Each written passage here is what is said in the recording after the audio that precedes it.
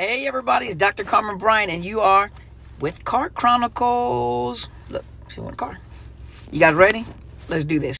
So a lot of you are coming out of these situations, and some of you are in the situation, but you've come out of the situation in your mind. You're just trying to come up with strategies on how to get out of the physical situation. And there's help out there, trust me. Where there's a will, there's a way.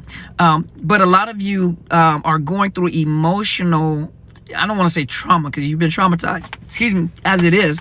But a lot of you guys are going through a process that you don't understand. And this process is a very normal process of healing. Now, you've heard of the word grief and loss. Well, I want you guys to look this up too. There's the 5 stages of grief and loss, and then there's 7 stages of grief and loss. Usually in a clinical setting, I use the 7 stages of grief. Well, it's the 7 stages of grief or 5 stages of grief. And everybody does not go through the stages chronologically. Everybody doesn't go through all of the stages. And then sometimes you may vacillate back and forth through different stages until you've processed through. Understand this. The grief and loss process, or the grief process, is not just when someone physically passes away or dies.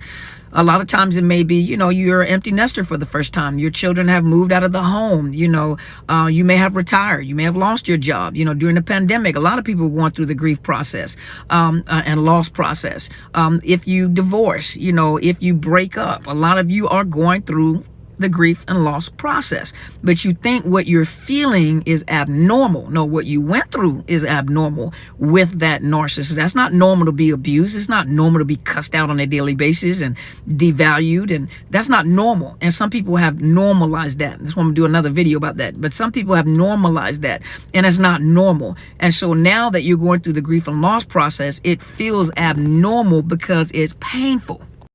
Yes, it's painful. But you have to go through each process. That's why I wish a lot of you guys would have joined us for the conference in Hawaii, Apostle Sadler's conference, where each process leads to freedom. Well, each process leads to healing. That's why I emphasize, not just because I'm a therapist.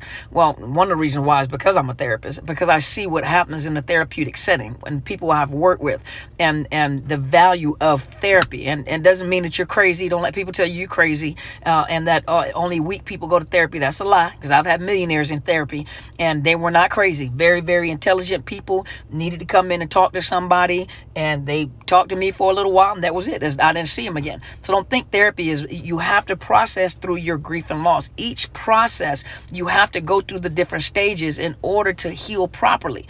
And it is a painful process. Yes, it is a painful process.